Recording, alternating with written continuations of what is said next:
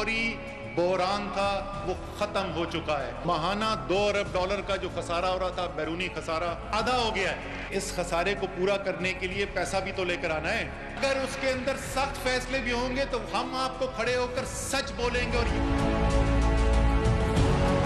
दिन 100 हैं और हमारी बायलैटरल एंगेजमेंट्स 73 हो चुकी हैं। दिन अभी 100 बीते हैं और इस वक्त तक हमारी मल्टीलैटरल एंगेजमेंट्स 16 हो चुकी हैं। जुल्म टीवी पे देखता हूं, गुस्सा चढ़ता है तो बुशरा बेगम साथ होती है, मैं कहता हूं देखो ये कितना बड़ा जुल्म हो रहा है, तो वो कहती है आप प्राइम मिनिस्टर हैं। फिर मैं टेलीफोन उठाता हूं एकदम और किसी को कुछ कहता हूं, प्राइम मिनिस्टर हाउस 3 महीने में 15 करोड़ रुपया मैंने बचाया है। लोग मजाक की भैंस बेच दी। अस्सलाम वालेकुम नाज़रीन, आप देख रहे हैं प्रोग्राम न्यूज़ टॉक यशमीन जमाल के साथ। नाज़रीन, हुकूमत बनने के बाद पाकिस्तान तहरीक इंसाफ के रहनुमाओं और कारकुनान में आज एक मरतबा हमने फिर से एक्साइटमेंट देखी। हुकूमत के 100 रोज़ मुकम्मल होने की और हुकूमत की जो कारकर्दगी रही पिछले 100 रोज़ में, उसको लेकर एक तकरीब हुई आज, जिसमें हमने देखा कि वज़ीर ख़जाना, वज़ीर ख़ारजा ने खिताब किया। उसके बाद प्राइम मिनिस्टर ऑफ पाकिस्तान भी बहुत तफसील से वहाँ पर बोले और बहुत सी चीज़ों पर के हवाले से उन्होंने वहाँ पर गुफ्तगू की। जो कोशिश थी या जो मकसद था इस इवेंट का, वो ये था कि अपनी जो पिछले 100 रोज की कारकर्दगी है उसको गिनवाया जाए, उस पर बात की जाए। लेकिन अगर प्राइम मिनिस्टर ऑफ पाकिस्तान की तकरीर को सुना जाए, उस पर गौर किया जाए, तो उनके तकरीर के अक्सर जुमले होगा, होगी या होंगे पर हमने देखा कि इख्तिताम पजीर हो रहे थे। यानी कि पिछले 100 दिन की कारकर्दगी पर बात करने से ज्यादा उन्होंने मुस्तकबिल के जो टारगेट्स हैं उन पर फोकस किया और उस पर ज्यादा बात करते हुए वो हमें दिखाई दिए। ऑन द अदर साइड अगर बात की जाए वजीर खजाना की, तो उन्होंने आज कौम को अलबत्ता एक बड़ी खुशखबरी दी है। उनका यह कहना है कि जो बैरूनी खसारा है वो $2 अरब से कम होकर आधा रह गया, यानी कि $1 अरब तक पहुंच चुका है। क्या वो वाकई ये कहना चाह रहे थे? कुछ इस पर भी बात करेंगे। और अगर वो वाकई ये कहना चाह रहे थे तो ये तो एक बहुत बड़ी खुशखबरी है, एक बहुत बड़ी खबर है। ये किस तरह से मुमकिन हुआ, कुछ इस पर भी बात करने की कोशिश करेंगे। प्राइम मिनिस्टर ऑफ पाकिस्तान ने जहां पर बहुत सी चीजों पर बात की, वहीं पर उन्होंने पाकिस्तानियों की बैरून मुमालिक गैर कानूनी जायदादों का भी एक मरतबा फिर से जिक्र किया। जाली अकाउंट्स का जो केस है उसकी बात करें, उसमें भी हम देख रहे हैं कि बहुत तेजी से पेशरफ्त हो रही है। तो कुछ ये जो मामला है इसके जो कानूनी एस्पेक्ट्स हैं इन पर भी बात करेंगे। End of course 100 day performance का एक ओवरऑल जो ओवरव्यू है वो भी लेने की कोशिश करेंगे। जो मेहमान शख्सियात मौजूद हैं, तारुफ करवा के हम गुफ्तगू का आगाज करते हैं। इस्लामाबाद स्टूडियो से हमें ज्वाइन किया सीनियर पॉलिटिशियन है, पाकिस्तान मुस्लिम लीग नवाज से आपका ताल्लुक है, former federal minister general retired Abdul Qadir Baloch sahab. बहुत शुक्रिया सर आपका, आप तशरीफ लाए, आपने वक्त दिया। पाकिस्तान तहरीक इंसाफ की नुमाइंदगी करेंगे मेंबर नेशनल असेंबली सदाकत अब्बासी साहब, बहुत शुक्रिया आपका भी, आप तशरीफ लाए, आपने वक्त दिया। सरबराह पिलडाट के 100 डे परफॉर्मेंस पर कुछ पहले लिख भी चुके हैं, कह भी रहे हैं, कुछ उनसे भी उनका तज्जिया लेंगे। ओवरऑल जो इस वक्त तक हुकूमत की कारकर्दगी रही। अहमद बिलाल महबूब साहब ने लाहौर से हमें ज्वाइन किया, बहुत शुक्रिया आपका भी, आपके वक्त के लिए। और जैसे मैंने कहा कि कुछ कानूनी उमूर पर हम बात करेंगे। माहिर कानून शायगान एजाज लाहौर स्टूडियो से हमारे साथ मौजूद है, उनके भी शुक्रगुजार हैं, प्रोग्राम में उन्होंने वक्त दिया। मैं जनरल साहब आप ही से गुफ्तगू का आगाज करना चाहती हूँ। आपने जो 100 रोज की तकरीब थी, शायद कुछ देखा होगा, सुना होगा, पढ़ा होगा कि आज क्या कुछ कहा, कैसे देखते हैं 100 डे परफॉर्मेंस को? और जो मैंने कहा अभी इब्तदाई में, वजीर खजाना ने तो खुशखबरी नहीं दी सर, अप्रिशिएट करना चाहिए। वो कहते हैं कि हमने बैरूनी खसारा कम करके आधा कर दिया है। बिस्मिल्लाहिर्रहमानिर्रहीम। याशफीन, मैं ऑल थ्रू इस व्यू पॉइंट का सपोर्टर रहा हूँ, हामी रहा हूँ कि इस 100 दिन के अंदर कोई ख़ास अचीवमेंट पॉसिबल नहीं होनी थी। ठीक है, मुश्किल था। इब्तदाई 100 दिन या 3 महीने जो कुछ भी होते हैं उसमें डायरेक्शन सेट किया जाता है, रास्ते बताए जाते हैं, स्ट्रेटजी वर्कआउट की जाती है, तैयारी की जाती है, वगैरह वगैरह। और प्रॉबेबली 6 महीने साल के बाद वो चीज़ें क्लियरली नज़र आना शुरू हो जाते हैं। फॉर्चुनेटली और अनफॉर्चुनेटली तहरीक इंसाफ ने जो इब्तदाई तौर पर जो ही उन्होंने टेक ओवर की, तो उन्होंने ये इम्प्रेशन कन्वे किया अपने तकरीरों के ज़रिए से। वज़ीर आज़म साहब ने, उसने मेहरबानी की ये बात की, उसके वज़रा ने, हर एक ये कह रहे थे इस 100 दिनों के अंदर कोई ऐसी तब्दीली आ जाएगी पाकिस्तान में जो उनके मुश्किलात हैं, उन मुश्किलात के तकरीबन एक मुश्किलात ख़त्म होंगे और एक ख़ास आसानी के रास्ते पे चलना शुरू हो जाएंगे और बहुत बड़ी खुशखबरी उनके लिए होगी। तो उसको जिस वक्त हम देखते हैं तो उस मैदान में तो कुछ नहीं किया जा सका।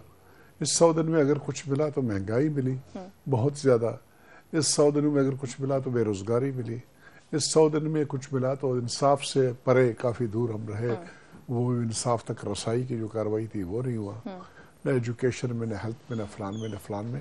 दोबारा मैं अपनी बात पे आ जाता हूँ, मैं इल्जाम नहीं देता हूँ, प्रोबेबली उनके तजुर्बे की कमी की वजह से उन्होंने इस किस्म ये दावा किया। आप समझते हैं कि वो भी नहीं सकता था? और अभी मेरे ख्याल में आज जो प्राइम मिनिस्टर साहब की पूरी तकरीर मैंने सुनी, अब जो वो तकरीर कर रहे थे, इस तकरीर में इस बात की गुंजाइश थी कि वो करेंगे, वो रस्तों के बारे में बात कर रहे थे कि अपना इरादा बता रहे थे कि ये करेंगे। दोबारा से वही जैसे मैंने कहा कि अपने अहदाफ के बारे में बात कर रहे थे। शायद ये अहदाफ, ये तकरीर उनकी पहली तकरीर होनी चाहिए थी, और इस वक्त कोई और 100 डेज के बाद में। चलिए आपसे मजीद बात करते हैं। अहमद बिलाल महबूब साहब हमारे साथ मौजूद हैं। जनरल साहब ने कहा कि बहुत सी चीजें शायद 100 रोज में मुमकिन ही नहीं थी, डायरेक्शन सेट होने के लिए ये वक्त जो होता है वो दरकार होता है। सब पार्लियामेंट्री उसकी बात करें, परफॉर्मेंस की बात करें, उसमें भी आप यही समझते हैं कि अभी ये वक्त बहुत कम था, डायरेक्शन सेटिंग की जरूरत नहीं है? क्योंकि बहुत से लोगों को ये गिला है कि प्राइम मिनिस्टर ने जो वादा किया था वो इंपॉर्टेंस नहीं दी पार्लियामेंट को, सारी जो स्टैंडिंग कमिटीज हैं वो अभी तक ऑपरेशनल नहीं हो सकी 100 दिन के अंदर। शायद पहली मर्तबा है कि हुकूमत के अरकान कोरम पॉइंट आउट करते हुए दिखाई देते हैं पार्लियामेंट के अंदर। तो आप समझते हैं कि जो पार्लियामेंट्री प्रैक्टिसेस हैं उनको लेके भी ये लोग कहीं लैग बिहाइंड कर रहे हैं? इतने अरसे में यही हो सकता था? देखिए, पहली बात तो ये है कि ये इस बात का क्रेडिट दिया जाना चाहिए कि ये इन्होंने एक 100 दिन का प्रोग्राम दिया, एक एजेंडा दिया, जो देने की इनके ऊपर कोई मजबूरी नहीं थी और पाबंदी नहीं थी, लेकिन इन्होंने खुद अपने आप को लोगों के सामने स्क्रूटनाइज होने के लिए, एहतसाब के लिए पेश कर दिया। 100 दिन के कुछ कमिटमेंट्स करके अब लोगों के सामने बहुत सीरियसली उसको डिस्कस भी किया, और इतने अरसे के अंदर उसकी रिपोर्टें भी आती रहीं। तो मेरे ख्याल में पहली बात तो ये है कि ये हमारे यहाँ को बहुत ज़्यादा प्रैक्टिस नहीं रही माजी में, तो इस बात की तो तारीफ़ करनी चाहिए। अब आपके सवाल का जवाब है पार्लियामेंट का, तो पहली बात तो ये है कि पार्लियामेंट के अंदर जो इजलास हुए वो देखे जाते हैं, उसके अंदर जो लेजिस्लेशन हुई उसे देखना चाहिए, कमेटियों का बनना ना बनना ये देखना चाहिए। 3-4 मोटी मोटी बातें हैं जिनसे आपको ये लगेगा कि इन्होंने पार्लिमानी महाज के ऊपर क्या काम किया है। तो इजलास तो इनके हुए हैं, तकरीबन कुछ 24 सिटिंग्स हुई हैं पहले 100 दिन के अंदर, वो मेरे ख्याल में सेटिस्फैक्ट्री है। लेकिन जो सबसे बड़ी कमज़ोरी है जिसकी तरफ आपने निशानदही भी की है, वो कमेटियों का ना बनना है। देखिए, कायदे-ए-ऐवान के इंतखाब के 30 दिन के अंदर कमेटियों को इलेक्ट हो जाना चाहिए था, और फिर उसके बाद 30 दिन के अंदर उनके चेयरपर्सन्स का इलेक्शन भी हो जाना चाहिए था। ये दोनों काम नहीं हुए, तो ये रूलिंग पार्टी जो मेजॉरिटी में होती है, रूलिंग कोalition, ये उसका जिम्मेदारी ज़्यादा उनकी बनती है। इसलिए ये उनकी एक, मैं समझता हूँ कि एक डेफिशिएंसी है, एक कमी है जिसका बहरहाल उनको एहसास होना चाहिए। और प्राइम मिनिस्टर की प्रेजेंस के ऊपर सर आपने लिखा भी था वैसे रिसेंटली, और आपने कहा था कि माजी में ऑपोजिशन का जब वो हिस्सा थे तो उससे कंपेयर करें तो बेहतर है, लेकिन एज प्राइम मिनिस्टर क्या वो सेटिस्फैक्ट्री है? जी, मैं समझता हूं कि अगर आप पिछले 2 प्राइम मिनिस्टर से अगर उनका तकाबुल करें, यानी शाहिद खाकान अब्बासी साहब के साथ और नवाज शरीफ साहब के साथ, तो उनसे तो बेहतर इनकी अटेंडेंस रही है। क्योंकि वो तो 10% और 19% अटेंडेंस रही, इनकी तकरीबन 29% के करीब अटेंडेंस रही। तो इस लिहाज से पहले 100 दिन में तो इस लिहाज से बेहतर थी। लेकिन आप यूसुफ रज़ा गिलानी साहब से कंपेयर करें, उनकी 90% अटेंडेंस थी, तो उसके मुकाबले में तो ये बहुत कम है। लेकिन ये काम बहुत आसानी से, एक जो उन्होंने खुद वादा किया था, इस पर भी उनके ऊपर किसी ने उनको मजबूर नहीं किया था। खुद ही कहा था कि वो असेंबली में आएंगे और हर हफ्ते एक क्वेश्चन आवर होगा जिसमें वो खुद सवालों के जवाब देंगे। फिर उन्होंने कहा कि वो 15 रोज़ के बाद आया करेंगे। लेकिन इस 90 दिन के अंदर वो एक बार भी सवालों के जवाब उन्होंने नहीं दिए।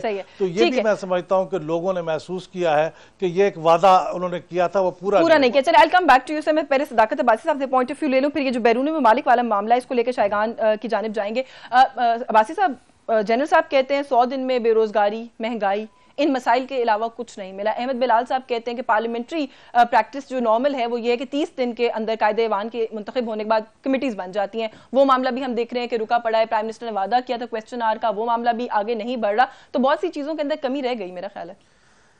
जी याशीन, बहुत शुक्रिया। सबसे पहले देखेंगे ये आपको आज इस बात पे बहस करने का मौका किसने दिया? इमरान खान साहब ने खुद। उन्होंने अपने ऊपर एक बार लगाई कि हम 100 दिन का प्लान देंगे और 100 दिन के कौम के सामने पेश करेंगे। अगर आप माजी करीब में देख लें तो क्या होता था, बड़े भाई छोटे भाई और उनके समधी बैठ के किचन में बैठ के किचन कैबिनेट बात करती थी। कोई कैबिनेट का सीरियसनेस नहीं थी। और वो बात करके किसी को ना सवाल है ना जवाब है। मैं देख रहा हूँ पिछले एक हफ्ते से हमारे वजीर भाग रहे हैं, सारे अपनी रिपोर्टें प्रिंट करवा रहे हैं और जमा करवा रहे हैं कि हमने कौम के सामने हमारे लीडर ने जवाब देना है कि मैंने इन सेक्टर में ये काम किया, और जाके देख लें हमारी फेयरनेस की मिसाल कि हमने कहा 18 हमने कंप्लीट किए और 16 हमने कंप्लीट नहीं किए। अच्छा, मैं माजूद चाहता हूं, आपने जो कहा ना कि ठीक है, आपका फेयर पॉइंट के एक टारगेट सेट किया था खान साहब ने। में हमने अपने आप को, अपनी जो सेल्फ अकाउंटेबिलिटी है वो और कौम के सामने पेश किया। नहीं, लेकिन जो टारगेट्स आप लोग सेट करते हैं या जो दावे या वादे आप लोग करते हैं उन पर कैसे एतबार किया जाए? आज भी असद उमर साहब ने अपनी तकरीर के आगाज में यू टर्न को पहले एक दफा फिर डिफेंड किया। वो आज भी अपनी तकरीर में कह रहे थे आईएमएफ के पास हम अपनी शराइत पर जाएंगे वरना नहीं जाएंगे। कल आप लोग फिर चले जाएंगे interest of the country, U turn में भी वो करेंगे और होगा की बात कहते रहे। तो ये आपको हमने कहा भी था कि ये हमने अपनी डायरेक्शन बतानी है। आज तो कारकर्दगी मुझे लेट मी कंप्लीट। डायरेक्शन बतानी है कि ये काम हमने इस तरह करने 100 दिन में। ना हमने 50 लाख घर बना सकते थे, ना हम 10 अरब दरख्त लगा सकते थे 100 दिनों में, ना कोई और काम। हाँ, 100 दिनों में एक काम जो हमने किया, और वो आपको समझ आना चाहिए कि आपका जो मुस्लिम लीग नून की गवर्नमेंट जब इन्होंने टेक ओवर किया था तो $2.5 अरब का सालाना खसारा था फॉरेन ट्रेड, यानी आपके बैलेंस ऑफ पेमेंट का। और जब मुस्लिम लीग नून छोड़ के गई है तो करंट अकाउंट डेफिसिट की बात करें सर, तकरीबन 1.25 अरब के करीब था। 2 अरब का फिगर 18 अरब का वो था पूरा ट्रेड की। मैं करंट अकाउंट की बात कर रहा हूं। और जो हमने 3 महीने गुजारे जो इंटरिम गवर्नमेंट के 2-2 अरब का हर मंथली खसारा था। तो आज हमने वो बैलेंस ऑफ पेमेंट के इशू पे जो फौरी इशू था उसको सॉल्व करने के लिए दैट्स अ $1 मिलियन क्वेश्चन कि ये कैसे किया है। वैसे हमने ऐसे किया है कि हमने आईएमएफ से पहले सऊदी अरब गए, कमिटमेंट ली, कुछ पैसे आए और 12 अरब का ओवरऑल पैकेज है जिसको आप 6 अरब भी कह सकते हैं। चाइना गए, मलेशिया गए, यूएई गए, और आईएमएफ को हमने कहा कि नहीं, जब तक हमारे लिए एक्सेप्टेबल कंडीशन नहीं होंगे आपसे पैसे नहीं लेंगे। यह है हमारी achievement number 1। Achievement number 2, $2 billion की बजाय क्लोज टू $1 बिलियन वो डेफिसिट हमारा मंथली आ गया, जो हमने एक अचीवमेंट है। बाकी जितना स्ट्रक्चरल रिफॉर्म्स है, इंस्टीट्यूशनल रिफॉर्म्स है और लेजिस्लेटिव रिफॉर्म्स है, उस पर काम हो रहा है। अब दूसरा सवाल, कमेटीज नहीं बनी। कमेटीज इसलिए नहीं बनी कि हमारी लाडली ऑपोजिशन चाहती है कि मियां नवाज शरीफ साहब के जो वो भी आप ऑपोजिशन पे डाल देंगे। 2 साल के जो केसेस हैं वो शहबाज शरीफ साहब देखें, और शहबाज शरीफ साहब ने जो कुछ किया है वो हमजा देखें। ये भी तक समझने के उसी खानदानी। लेकिन देखिए, जो भी मामला है हुकूमत ने इन चीजों के अंदर से जो भी मिडिल ग्राउंड होता है वो फाइंड करना होता है। आप लोगों ने 3 महीने से पार्लियामेंट्री सारे प्रोसेस को हमने कहा जितना अरसा नवाज शरीफ साहब की हुकूमत का वो है अकाउंटेबिलिटी या उनका एक ऑडिट, वो हमें करने दें, हमारा आप करें। वो कहते हैं नहीं, कोई और नहीं, सिर्फ शहबाज शरीफ। अब मुझे बताएं, शहबाज शरीफ साहब जाके जेल 10x10 में तो कमेटी की मीटिंग हो नहीं सकती। वो कहते हैं कि उनको 10x10 बात करते हैं। मैं जनरल साहब से पूछूंगी, शायद इशू है जिसकी वजह से वो उन्होंने ऐलान किया हुआ है कि वो किसी कमेटी का हिस्सा नहीं होंगे। हम कैसे कमेटीज बनाएं? तो ये जो क्रेडिट है, ये डिसक्रेडिट है, ये ऑपोजिशन की तरफ। चलिए, इस पे अहमद साहब से भी बात करेंगे, जनरल साहब से बात करेंगे। शायगान, आज वजीर आजम पाकिस्तान ने कहा कि $11 अरब की बाहर गैर कानूनी जायदादें हैं, ये पैसा हम मुल्क में वापस लेकर आएंगे। थोड़ा सा मैं कानूनी एस्पेक्ट इसका समझना चाहती हूँ कि क्या ये चीज लीगल पॉइंट ऑफ व्यू से मुमकिनात में से है भी कि नहीं? माजी में हुकूमतें भी ये दावे करती रही हैं, हुआ तो आज तक कुछ नहीं। देखिए, बाहर किसी का प्रॉपर्टी बनाना या प्रॉपर्टी अपने नाम में रखना तो कोई जुर्म नहीं है।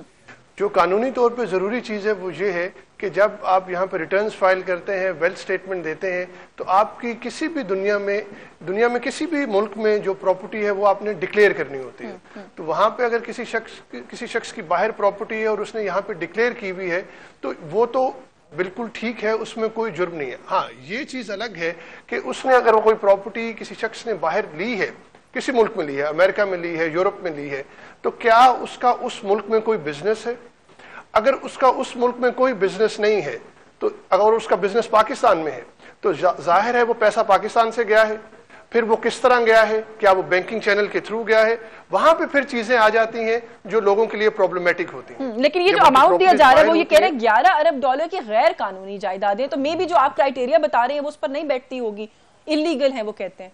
देखिए, गैर कानूनी कहने का यहाँ पे मतलब यही है कि वो या तो डिक्लेयर्ड नहीं है, या वो जो सोर्स है जिससे वो जायदादें बनाई गई हैं वो डिक्लेयर्ड नहीं है, तो इसको वो गैर कानूनी कह रहे हैं। लेकिन इतना आसान या इस तरह का मैकेनिज्म तो नहीं है कि उनको ये कहा जाए, किसी को मजबूर किया जाए कि वो जायदाद को पाकिस्तान में वापस ले आए। नहीं तो लीगली क्या कोई ऐसा प्रोसीजर एग्जिस्ट करता है?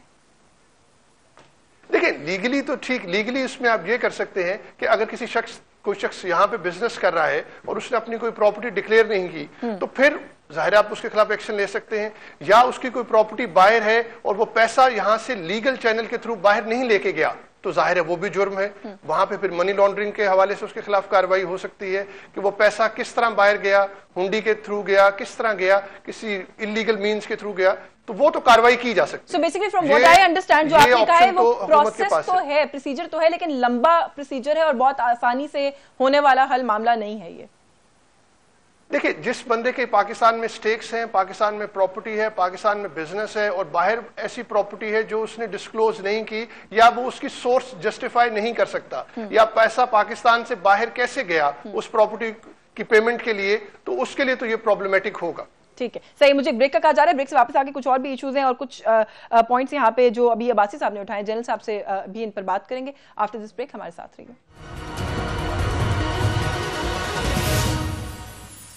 जी वेलकम बैक नाज़रीन। ब्रेक पे जाने से पहले जनरल साहब, जैसे मैंने कहा था, कुछ नुकात हैं जो आपके सामने रखूंगी। एक तो अहमद बिलाल साहब ने भी कहा और अब्बासी साहब ने भी कहा कि ये मौका भी तो खान साहब ने ही दिया है ना, टारगेट भी तो कभी इससे पहले किसी ने सेट नहीं किए, तो इस चीज को अप्रिशिएट करना चाहिए कि अवाम को सवाल करने का एक मौका जो है वो इलेक्टेड वजीर आजम ने दिया। एक बात मैंने कहा कि हम अप्रिशिएट करते हैं जो कुछ उन्होंने कहा, लेकिन पाकिस्तानी अवाम को भी हक पहुंचता है उसके सामने जब आप इस किस्म के क्लेम्स करते हैं, इस किस्म के टारगेट्स आप रखते हैं और आप कहते हैं हम ये करेंगे, वो करेंगे, फलान करेंगे, और जब वो चीज़ें नहीं होती हैं तो सियासी तौर पर उसका असर क्या पड़ता है, मैं उस तरफ आने की कोशिश कर रहा हूँ। ठीक है जी। इन्होंने कहा हम 100 दिन के अंदर हर चीज़ क्लियरली नज़र आ जाएगा, अवाम को रिलीफ मिलेगा।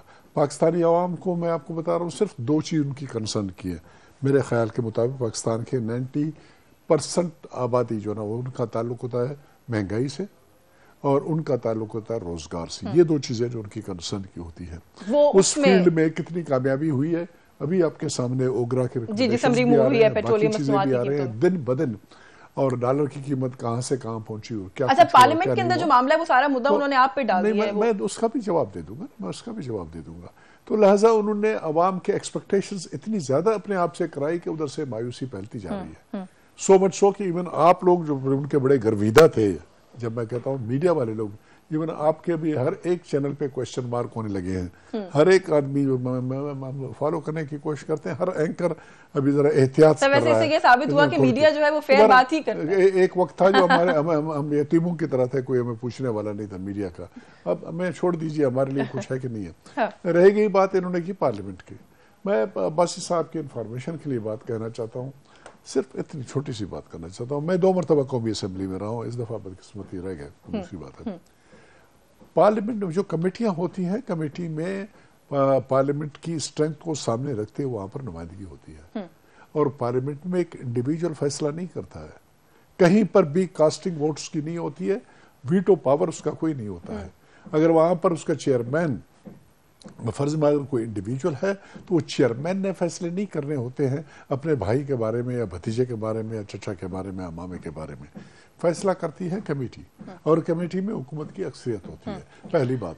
दूसरी बात यह है कि हमारे मुल्क में एक रवायत, रीत डाली गई, और रीत ये थी कि गवर्नमेंट, जो पार्टी गवर्नमेंट में होगी, अपोजिशन से उनके ऊपर बुनियादी तौर पर तो चेक एक्सरसाइज करना होता है सिटिंग गवर्नमेंट के ऊपर, और उस वक्त से वो शायद उनका पॉइंट ये कि कुछ पेंडिंग ऑडिट रहता है।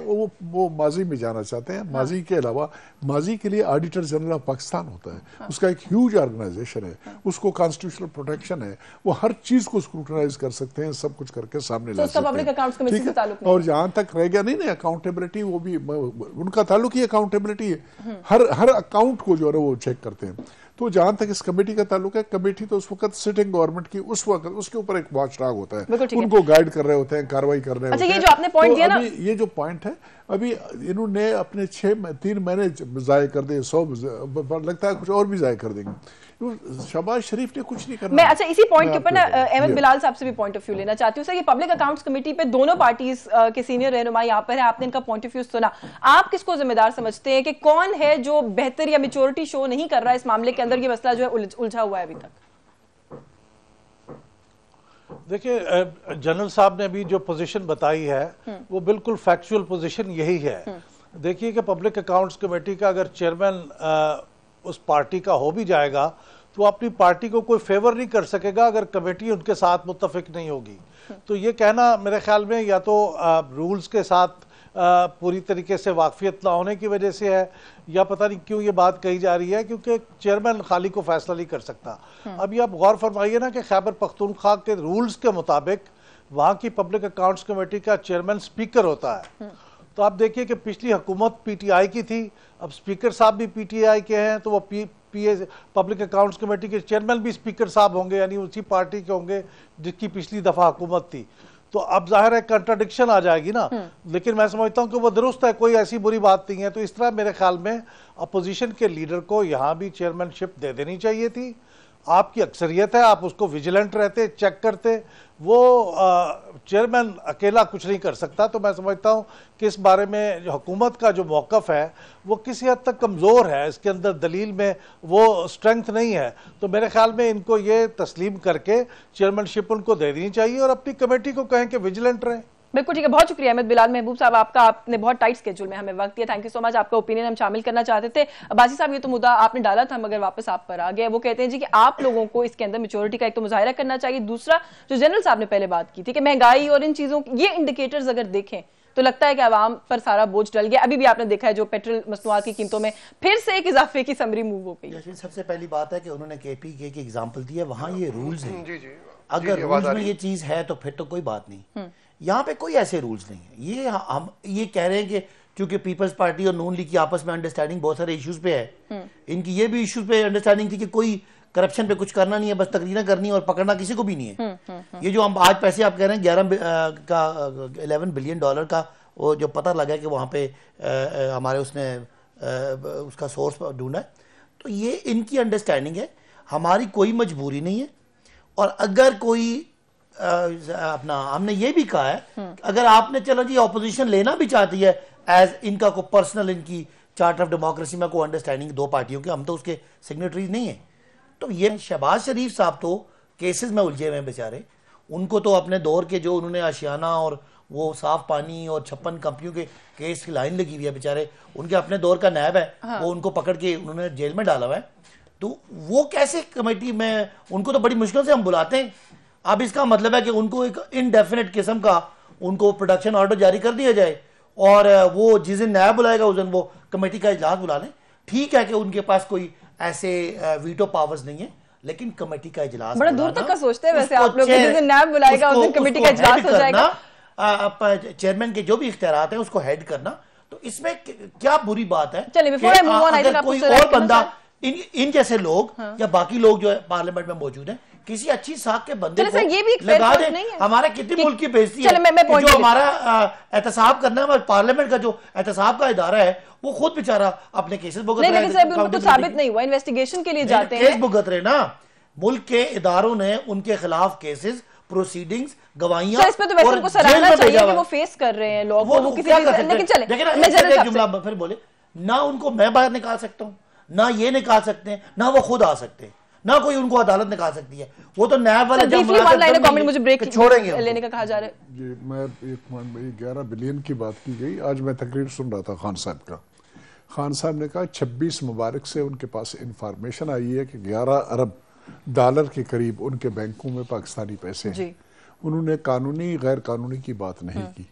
इस प्लीज मुझे मुकम्मल करने नहीं फरमाया, कानूनी गैर कानूनी की बात नहीं की। इसी पैसे के अंदर अलीमा खान साहिबा उसके भी पैसे हैं, इसी पैसे में तरीन साहब के भी पैसे हैं।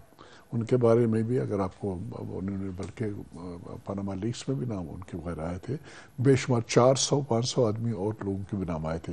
इसी में हलीम खान साहब के भी पैसे हैं। बाकियों के भी पैसे हैं, और इस पैसे को कैसे लाया जा सकता है, इलीगली है, लीगल है, क्या है, कैसे साबित किया जाएगा, कैसे ये पैसा वापस आ जाएगा, इसमें कानूनी मुश्किलात हैं। वकील साहब बैठे हुए हैं, उनसे आप पता कर लीजिए। मैं एक पहले प्रोग्राम में किसी साहब ने, एक वकील थे बड़े नामी गिरामी, उन्होंने यूके के लाज की बात की। उन्होंने कहा अगर ये बात साबित भी हो जाए कि लॉन्डर्ड मनी है, उस लॉन्डर्ड मनी के लिए अगर यूके का गवर्नमेंट मुकम्मल ताउन कर ले तब भी 2.25 साल से 2.5 साल लग जाएंगे ठीक है, उस पैसे को वापस लाने के लिए। ठीक है। दूसरी बात, इन्होंने अभी माशाल्लाह जिस वक्त इनकी बारी आ जाती है तारीख इंसाफ वालों की, दुख ये होता है कि अगर मैं इनको बोलूं कि आप करप्ट हैं, आपने करप्शन की है, आप बहुत खराब आदमी है, ये मुझे थप्पड़ मारेंगे, बच्चा है, मेरा लिहाज भी नहीं करेंगे मेरे बालों का। लेकिन जब हमारी बारी आ जाती है तो एक इल्जाम है, इल्जाम की बुनियाद पर एक वजीर आजम, वजीर आला को जो 15 साल वजीर आला की है उन्होंने, उसको उन्होंने अंदर कर दिया। बहुत अच्छा, बहुत अच्छी बात है की, लेकिन ये मेहरबानी करके खान साहब ने भी जवाब देना है, उसके भी नैब के रेफरेंसेस हैं। ठीक है, परवेज खटक साहब के नैब के रेफरेंसेस हैं, हलीम खान के नैब के रेफरेंसेस हैं। मैं अर्ज करूंगा थोड़ी सी मुझे, ठीक है, चौधरी बिरादरान के हैं, 3 के 3, परवेज इलाही है, शफकत शुजात साहब है, उनका बेटा मोनिस इलाही है, वो हैं तरीन साहब, और दूसरे तीसरे जब इनकी बारी आ जाती है तो 3 अगस्त के बाद एक पेशी भी इनको नहीं हुई, किसी ने बुलाया नहीं, किसी ने कुछ नहीं किया। तो इवन हैंडेड अगर कार्रवाई हो तो उसके ऊपर क्वेश्चन नहीं होता है।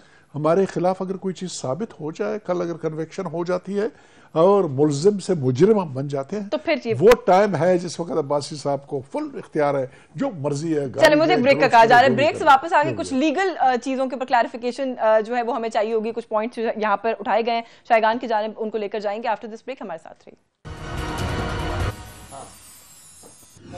जी, वेलकम बैक नाज़रीन। ब्रेक पे जाने से पहले जैसे मैंने कहा था कि कुछ कानूनी चीजें हैं जिन पर हम बात करेंगे। जनरल साहब ने भी अभी एक नुक्ता उठाया, शायगान की बात में वैसे भी आपके सामने रखना चाह रही थी। सुप्रीम कोर्ट ने भी गैर मुल्की जायदादों वाले मामले पर अज खुद नोटिस ले लिया है, आपकी नजर से यकीनन गुजरा होगा। अलीमा खान का नाम भी है उसके अंदर। ये जो सारा मामला है, क्या उनको मुश्किल में डाल सकता है? थोड़ा सा इस पर पहले अगर आप रोशनी डाल दें। जी, पोटेंशियली बिल्कुल डाल सकता है। देखिए, जो चीज सामने आई वो ये है कि यूएई में उनकी कोई प्रॉपर्टी है और उनके एसेट्स हैं बाहर। तो एक तो चीज ये है कि क्या उनकी यूएई में कोई सोर्स ऑफ इनकम है, अगर नहीं है तो फिर क्या उन्होंने जहां से अगर पैसा वहां गया है तो वो किस तरह गया है, किस चैनल के थ्रू गया है, क्या यहाँ पे उन्होंने वो प्रॉपर्टीज जो है वो डिक्लेयर की हुई है, अगला सवाल ये होगा।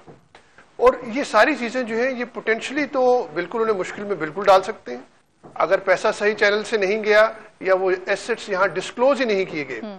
जनरल साहब जो एक बात और कर रहे थे वो ये थी कि ये इसमें बहुत से लॉज इन्वॉल्व होंगे, बहुत से लोग हैं जो डुअल नेशनल्स होंगे, तो उन पे या बहुत से लोग ऐसे होंगे जिन्होंने वो पैसा बाहर इनकम कमा के, बाहर पैसे कमा के उससे बनाया होगा, तो उसको तो पैसा यहाँ लाने का कोई जरिया नहीं है, कोई तरीका नहीं है। और वो ये भी शख्स ने बाहर जनरल साहब वक्त का भी तो कह रहे थे कि 2.5-3 साल जो है वो इस प्रोसेस में लग सकते हैं अगर ये सारी कंडीशंस फुलफिल हो भी जाएं तो। इससे ज्यादा भी लग सकता है बिल्कुल, उसमें तो पेचीदगियां बहुत होंगी और वो जाहिर उसमें डिफरेंट ममालिक के लॉज इन्वॉल्व होंगे। अगर एक शख्स है उसके पास 2 नेशनैलिटीज हैं और उस पे क्या कौन सा कानून लगेगा, ये पेचीदगियां उसमें बिल्कुल आएंगी और वो पैसा वापस लाना इतना आसान नहीं होगा। सही। अच्छा, ये जाली अकाउंट्स वाला मामला भी है, ब्रीफली इस पे भी कमेंट कर दीजिएगा। 8 अरब तक की ट्रांजैक्शंस एक ऐसे शख्स के अकाउंट से हुई हैं जो बहुत एक तवील अरसे से आसिफ अली जरदारी का मुलाजिम रहा है। तो क्या ये सारा मामला भी कहीं लीड करेगा उनको मुश्किल में डालने की तरफ, क्योंकि वहां से भी ये आवाज उठाई जाती है कि हमें पॉलिटिकली विक्टिमाइज करने की कोशिश की जा रही है। ये पॉलिटिकली विक्टिमाइज करने की तो बात चले हो सकती है, लेकिन जाहिर है ये तशवीशनाक तो है कि किसी के अकाउंट से 8 अरब की ट्रांजैक्शंस हुई हैं, लेकिन ये काफी नहीं है। ये कहना कि एक शख्स किसी शख्स जरदारी साहब का या किसी का भी मुलाजिम रहा है और उसके अकाउंट में 8 अरब की ट्रांजैक्शन हुई है, तो ये काफी तो नहीं है। ये जिस शख्स, अगर आसिफ जरदारी की बात है तो क्या ये जुर्म जो है ये कनेक्ट होता है आसिफ अली जरदारी से? अगर उस शख्स का जो मैंने जो खबरों में पढ़ा कि एड्रेस जो है वो जरदारी हाउस का है। तो जब उसने वो अकाउंट खोला, अगर वो उस वक्त वहां पे एम्प्लॉई था और वहीं रह रहा था, तो एड्रेस तो उसका वहां का हो सकता है। नहीं, उसमें कुछ तफसीलात ये भी हैं शायगान कि उसने आखिरी मर्तबा बल्कि 80 टाइम्स ट्रैवल किया है इंटरनेशनली जरदारी साहब के साथ, और जो आखिरी सफर है वो भी बरतानिया का किया है, जरदारी साहब के साथ ही किया, और उसके बाद वो मंजर आम से गायब है। देखिए, ये जो सारी चीजें हैं, जाहिर है ये वेरीफाई होने की जरूरत होगी, और इसमें वो शख्स बहुत अहम होगा जो कि कह रहे हैं कि लंदन में है। अगर वो शख्स आके कहता है, पहले तो यह है कि वो शख्स आके कोई बयान दे, वो आके कहता है कि ये पैसा जो है ये उसका नहीं है बल्कि आसिफ अली जरदारी का है, फिर तो एक चीज फर्क हो जाएगी। लेकिन अगर वो शख्स, क्योंकि कनेक्ट करना जरूरी है, ये चीज जो एट दिस मोमेंट जो है, no doubt it is a cause of concern, ये एक तशवीशनाक भी है, कॉज ऑफ कंसर्न भी है, लेकिन अगर हम लीगली बात करेंगे तो लीगली एक चीज को साबित करना जरूरी है। So basically what you are trying to say is कि ये सारा कुछ सामने होने के बावजूद भी जितना सिंपल बताया जा रहा है उतना सिंपल मामला उनके साथ जोड़ना नहीं है, नहीं जोड़ा जा सकता। जी डेफिनेटली नहीं है। अगर हम कोर्ट ऑफ लॉ में बात करते हैं तो उस चीज को एस्टैब्लिश करना जरूरी है ना।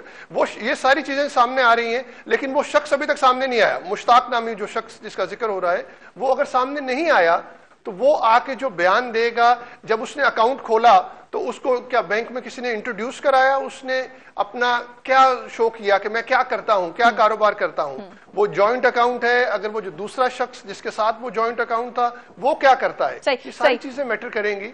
और बिल्कुल ठीक है। अच्छा अब्बासी साहब, ये लीगली जो है उतना आसान नहीं है जितना सियासी जलसे में ये नारा बुलंद करना आसान है कि हम इसको भी पकड़ लेंगे, उसको भी नहीं छोड़ेंगे। नहीं, दुख भरी है, जो भी है सर, कानून है। पिछले 2 हुकूमतों के दौरान 6000 अरब के कर्जे के बाद वो कर्जा आज 30,000 अरब पे पहुंच गया, और पाकिस्तान के 60 सालों में 6000 और पिछले 10 सालों में ये 24,000। सारा को जोड़ देते हैं, वैसे 24 तक है मेरा ख्याल है, 30 नहीं, आपने पब्लिक प्राइवेट सारा सुना। वो जो जुबैर उमर साहब जो बात करते हैं, वो 25,000 अरब था जब उनकी हुकूमत गई, उसके बाद और भी बढ़ गया। तो मतलब बड़े अफसोस की बात है। ये सुनिएगा, थोड़ी दर्दनाक स्टोरी है। यहाँ हुकूमतों में वो लोग रहे जिन लोगों ने कोई ऐसा कानून नहीं बनाया। आज जैसे मेरे भाई ये जो मायरे कानून है वो सही कह रहे हैं। आज हमें सामने पता है आसिफ जरदारी साहब की एक रेपुटेशन है। मेरे मुस्लिम लीग वाले भाई भी इस बात पे हंस रहे होंगे कि इनको पता है कि वो $60 मिलियन का शो तो यही करता रहे कि वो लेके बाहर चला गया। मियां साहब का ऑन रिकॉर्ड बयान है, आसिफ जरदारी जरा 60 मिलियन में वापस लेके आऊंगा। आज ये भी कहेंगे जमहूरियत को शदीद खतरा है, ये खलाई मखलूक ले आई है। यानी ये पाकिस्तान को ना तो कानून बनने दिया गया। व्हाइट कॉलर क्रिमिनल जो थे वो हुकूमतों के ईवानों में थे, उन्होंने बैठ के मुल्क का पैसा हाथों हाथ लूटा है। ड्राइवर्स के अकाउंट में से बिलियंस निकल रहे हैं। ये 8 लाख की उसकी हैसियत, मुश्ताक की हैसियत, बजायर हैसियत 8 लाख की नहीं है। 8 लाख नहीं निकला, 8 करोड़ भी नहीं निकला, 8 अरब निकला। ये अरब जो है ना, ये पता नहीं हम लोगों ने मजाक बना लिया, ये बहुत बड़ी रकम होती है। ये पता नहीं 8 अरब में पूरा शायद ब्लू एरिया हम सारा खरीद ले। तो कहने की बात ये कि ये एक पाकिस्तान के साथ एक बहुत बड़ा धोखा हुआ पिछले 10 साल। आज आप किसी की स्टोरी खोलते हो, और असल बात क्या है, जुर्म होता है, लेकिन यहां जुर्म ऐवाने हुकूमत में बैठ के लोग उसकी सरपरस्ती करते रहे। लॉन्चों में पैसा भेजा, मॉडल गर्ल्स के जरिए भेजा, बैरून मुल्क कोई दुनिया के हर बर्रे आजम में पाकिस्तान के 2 हुक्मराना खानदानों की एक बात जो आपने की ना 8 अरब वाली के 8 लाख नहीं है, 8,000 नहीं, 8 अरब की बात हो रही है। जनरल साहब, एक हद तक आपको नहीं लगता कि इन्होंने जो बात की थी कि जी वो 11 बिलियन डॉलर जो हमने पकड़ा है उसमें वो पैसा नहीं है, नहीं मतलब जो आइडेंटिफाई हुआ है उसमें वो पैसा नहीं है जिन लोगों के अकामे थे। अकामे वाले उनके नेशनल डिक्लेयर होते हैं। हमारे यहाँ बड़े बड़े ऐसे लोग हैं जिनको अकामे लेने की जरूरत पड़ी। तो आप ये कह रहे हैं कि वो आइडेंटिफाइड है, अकामे के बगैर वाले लोग थे, अकामा वालों के पैसे और हैं। चलिए सर, मजीद तफसीलात आएंगी तो मजीद बात करेंगे। वक्त मेरे पास लीगल सबूत नहीं मिला तो अब कोई रोए के हंसे। जब किसी को कहेंगे तो ये साजिश हो रही है जमहूरियत के खिलाफ, क्योंकि सर ये तो पहली दफा हुकूमत में आए हैं। केसेस अगर देखा जाए ना तो पिछले 2 हुकूमतों ने एक दूसरे के खिलाफ इजाजत देंगे। जनरल साहब, ये तो पहली दफा हुकूमत में आए, माजी में कहीं ना कहीं कुछ तो हुआ है ना सर। 11 अरब की बात थी, बड़ा क्लियरली मैंने प्राइम मिनिस्टर साहब को सुना। उन्होंने कहा 26 ममालिक हैं जिन्होंने रिस्पॉन्स दिया है और उनके पास पाकिस्तानियों का इतना रकम है। नहीं, ये 8 अरब वाली जो बात है, थोड़ा सा मैं उसी से जोड़ के पूछना चाहती हूँ सर। उस शख्स का तो अपना घर भी मैं है। अभी दूसरी बात के ऊपर आ जाता हूँ। ये जो कह रहे हैं कि साबित नहीं किए जा सकते हैं, ये नहीं हो सकता, वो नहीं हो सकता, ये मेहरबानी करें, हमें डिफेंसिव पर डालें, हमें पीपल्स पार्टी को भी, मुस्लिम लीग यूनियन को भी, तमाम जमातों को आए और बैठ के ऐसे कानून बनाने जहाँ पर उसके कानून के शिकंजे से निकलना आसान न हो, लोगों पर मामलात साबित किए जा सकें। और इस वक्त रोमन सेक्शन लॉ के मुताबिक जिसको हम फॉलो कर रहे हैं, वेस्टमिनिस्टर डेमोक्रेसी जो हम फॉलो करने की कोशिश कर रहे हैं, उसमें बगैर सबूत के कोई चीज़ कभी भी किसी के ऊपर थोपा नहीं जा सकता है, चाहे कोई आदमी कितना ही शोर क्यों न बचाए, क्या करे क्या ना करे। लेकिन बदकिस्मती यह है जब इनको ऑफर किया जाता है, जबकि शहबाज शरीफ ऑन रिकॉर्ड है, पहले असेंबली के सेशन में उसने कहा जी हम मुकम्मल ताउन करने के लिए तैयार हैं, हम आए हैं, हमने ओथ लिया है, हम इस हुकूमत को सपोर्ट करना चाहते हैं, इसके साथ जाना चाहते हैं पाकिस्तानी मसाइल को हल करने के लिए। बिलावल भुट्टो एक यंग पॉलिटिशियन पार्टी का, उन्होंने कहा जी आप आगे हो जाएं, हम आपके पीछे जाने के लिए तैयार हैं। शहबाज शरीफ साहब ने रिकॉर्ड पे उन्होंने ये कहा आए एक चार्टर ऑफ, हम ले आते हैं चार्टर ऑफ इकॉनमी, और इकॉनमी के मामले में किसी किस्म का कोई कंप्रोमाइज़ नहीं किया जाएगा, जिस किस्म के इक़दाम उठाने की ज़रूरत पड़ेगी हम मुकम्मल ताउन करेंगे। किधर गई हुकूमत सवाए इसके कि दोबारा कंटेनर पे चढ़ के और जितना शोर मेरे भाई सिर्फ तनकीद। आपने अवाम को क्या दिया है?